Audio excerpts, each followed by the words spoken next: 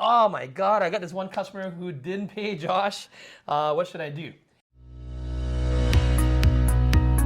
Now, I know in your book here, The 100 Myths of Entrepreneurship versus Chainsaw, Josh Spurrell, by the way, folks, Canada's top leading CPA, CFO, and most sought after business consultant, business coach. Josh, how do we deal with this situation that customers don't pay? I mean, what's your advice? You're in chapter 66, myth number 67, you say that people will always pay you. And we've run into situations where people don't pay. I've got this client right now that's not paid. What should I do? I mean, first of all, you have to understand how likely that's going to happen, right? On average, 4% of all accounts receivable are not going to get paid. 4%. 4%. Okay, got it. Yep. So imagine a business doing $10 million a year. Business doing $10 million a year, that means there's going to be $400,000 of unpaid revenue. Wow, that's right? a lot of money on the table. So it can be fairly significant. Now, there's things that you can do to be in the lower end of that, so you get it down to 1% of revenue, right? And there's things that you can do on the other side that make it that 10% of your receivables are not going to pay you, right? So it starts first from, we talked in our previous video. That's right. The number one mistake that you make on sales, right? Is thinking that the sale is actually completed before you've collected the money, right?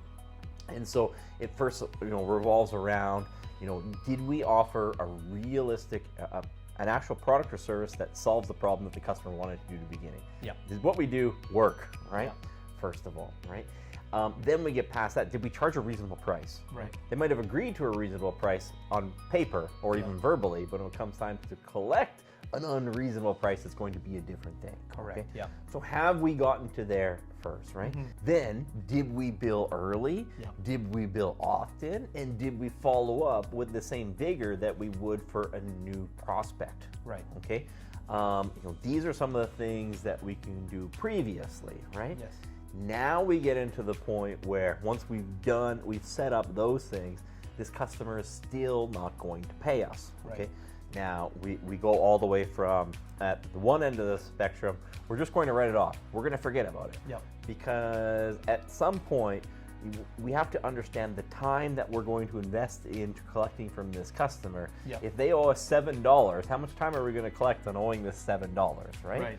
To the complete nuclear option is you are going to sue them. Okay. Now remember, on the nuclear option, do we actually have an enforceable legal agreement, right? Do we have a signed contract, or do we have a verbal contract? It's not that you can't collect on a verbal contract, it's just harder normally to collect on a verbal contract. And you're going to waste more money on litigation and lawyer fees. That's right. And everything else like that, right? So how much is those lawyer fees, right? I tell people, when you're going with a nuclear option, I say, are you prepared to spend $10,000 for this exercise, right? And we made another video, by the way. Check that out over here. We talked a bit about this. So if you are not prepared to spend $10,000, the lawyer might tell you, hey, it's a $3,000 retainer to get started. That doesn't mean it's $3,000 to get at the end and go to court on that number. That means what it is to get started, right? You need to clarify that with your lawyers. What's the reasonable cost to see this through, okay? I give people a general rule of $10,000, right? If it's less than $10,000, you have to ask yourself, are you doing this as a deterrent for other people don't do it? Or are you actually making a logical decision that this is, risk reward, you're going to collect more money than you're going to spend, right? So consider an actual legal budget to do this and the time, right? Remember, in some circumstances, it's just actually better to walk away. I use a $7 example, but sometimes you walk away from $1,000, $5,000. And it's not easy, right? That's going to happen, right? So let's look at those two. Now, in the middle of those two, normally, what you can do follow-up, right? Have we exhausted the follow-up option? The customer is not paying, right? Accelerate the follow-up, right? Don't follow up on them, every month. Would you follow up on a new lead 30 days later after it comes through? No, you follow up every day, twice a day. Follow up by phone, by email, SMS, by text, right? Call them, leave a message, pick up, and call again. This person owes you money at this point, right? Usually when they're not picking up the phone, that's not an accident. They are avoiding you, right? And so we want to increase the, frequency, right? And when someone owes you money, one email is not good enough. Phone, text, and email, all three of them. All three. And how many times do you do it? Like I would start off doing that, depending on where we are, every week, and going down to every day. Wow, okay. Okay? Pretty intense. And with varying levels of decorum and reaching out too, right? Right. Hi, John. Hey, it looks like maybe you missed this payment. Correct. We're just sending you this invoice again to John. This is our 8th reminder. You can see the 7 reminders below. At this point, if you are not going to pay us, we are going to take further action. Yes. And accelerating down through that. Most people are too scared to do this, but I can tell you, it's almost like a kidnapping situation. Yes. They say in a kidnapping situation, if you get away, within the first hour, your chances of survival go dramatically up, right? Correct. Yep. If you follow up on that debt quickly and vigorously, the chances that they're going to pay goes up dramatically. If you leave it for 60 or 90 days, and then out of nowhere, the odds of you getting it is now even goes down dramatic. They're trying to convince themselves that this happened or that happened. It's been further away since they made that promise to pay you in the first place. What if they're communicating with you, Josh, and they're stalling? Say, for example, what's a reasonable say you got a client and it's maybe $10,000 they owe you, and they're saying, can you please give me another 2 more weeks? And they're giving you some very legitimate reasons. Someone in my family passed away. I just went through a divorce. Someone's ill in my family, or I just got a car accident, something like that. Something very legitimate. All these excuses always sound legitimate. What's a reasonable time frame you would extend on that? First of all, I view it when you don't pay your bills because someone passed away. This is a very controversial thing, right? Yes. I would say, I would hope that, if I start paying people and I use my mother's death as an excuse, I would think my mother would rise from the grave and tell me, like, why haven't you paid your bill, right? Who is that type of person, right? Yeah. That's usually designed to manipulate you. And be very aware from that, right? Yeah. Generally, when someone gives you 2 or more excuses, they're lying. Right. They're lying, right? Yeah. One excuse maybe, but now remember you're taking it from an excuse from someone who already did not make good on their promise the first time, right? Yes. Their credibility is already in question at this, right? So don't get sucked into that. And plus, it's, hey, you don't have that money right now, but you owe me $10,000. And exercise of good faith, can we bring $1,000 through your credit card right now? Exactly. Take something at least, right? What can they give you? $500, $1,000, even $100, right? That's right. Get a yes, get a commitment from them for now at least. Then we're moving towards the middle where often we can threaten or report them to the credit bureau. Right? It's far cheaper, far less time involved, right? But the problem is if the threat itself does not rectify the situation, the listing on the credit bureau is not a quick item, right? Someone gets something listed on a credit bureau, it's probably not going to have any resolution. It might not be ever, but a lot of times it's not going to do anything for a year or two. Someone goes and tries to renegotiate a mortgage or get a car loan. Now all of a sudden they need to get that off their credit report to get that loan. They start contacting you, right? So that's months or years later. In that time, you have to understand that if you submit it to the credit bureau but you don't take action, you can have statute of limitations where you might not ever be able to do it. So you need to consider that, and then make sure you understand your margins, right? People don't understand their margins where they're doing something at 10%. Yeah.